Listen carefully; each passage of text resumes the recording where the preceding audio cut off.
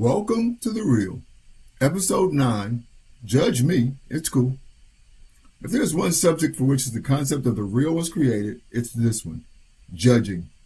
The level of understanding and application of judgment has to be at an all-time low among believers. I think it's because the Bible has lost its authority among the group, but that's a rant for another day. So, what's the problemo with the judge not lest ye be judged mentality? Well, before we can discuss the subject, we got to define the word. Merriam-Webster defines judge as to form an opinion or conclusion about. Let's think about that for just a sec, okay? Do you really believe the Bible tells us not to form an opinion or conclusion about stuff, or events, or people? Hey, you guys, I know your father is a devil, as Jesus stated in John chapter 8, verse 44, but we good. Or why did John the Baptist call out a brood of vipers? Luke chapter 3, verse 7. Was he really saying, yeah, but can we hang out together? No. You see, ladies and gents, we are to judge people, places, and things.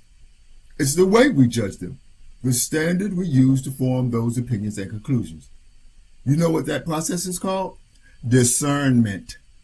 That's looking at a person, place, or thing, and, as Merriam-Webster defines, to perceive or recognize. The Bible tells us in Psalm chapter 119, verse 66, to teach me good judgment and knowledge. That is, grant me the knowledge to recognize this from that, God from Satan, good from bad, obedience from sin. The trip about all this confusion over judgment culminated, for me at least, when I was discussing the subject last week with a dude on Facebook. A bastion of biblical discernment if there ever was one. Dude says, you brought up discernment. That's different from judgment. Now, don't get it twisted. He was right. And correctly useless. Could someone please tell me why you would want to perceive and recognize stuff, but not form an opinion or conclusion? Then what was the reason you were perceiving and recognizing it in the first place? Does God give us a mind to think and see and calculate and understand so that we can do nothing with the knowledge? Could someone out there help a brother out? Because I'd be confused. But then again, maybe I need to think about that for a second, because this lack of is what's happening today in Christianity, seeing wrong and not speaking up. But anywho, bottom line is this. Who's the biggest judge ever? God, right? Verse after verse, you see in the Bible about God's judgment.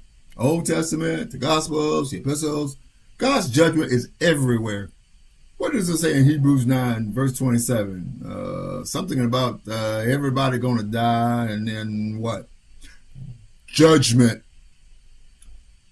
Wouldn't it be better, wise, to know on what basis you're going to be judged? God wants man to know what's right from wrong, good from bad, so that we can be held without excuse when it comes judgment time.